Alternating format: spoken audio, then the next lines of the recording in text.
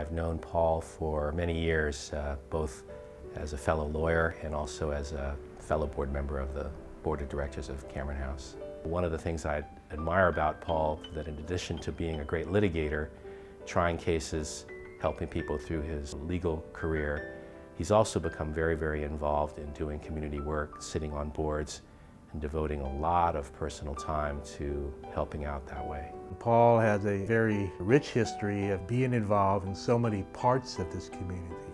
He developed a sense of social justice, I think, as a club kid at Cameron House. And you can see through the arc of Paul's career that he has maintained that public interest spirit, the sense of social justice. I think Paul is really sort of an epitome of what a great community volunteer should be. Someone who doesn't have an ego, just wants to help, brings everything to the table. Paul wanted to address some of the concerns of parents as well as nonprofit organizations that had kids who weren't quite able to make the school team. So it's out of that need to provide opportunity for kids to play basketball, just to play and to compete, that the ACBA slowly developed into an organization where actually Paul served several years as the president. When you bring a number of individuals together to play as a team, I think it gives kids a better sense of responsibility for each other.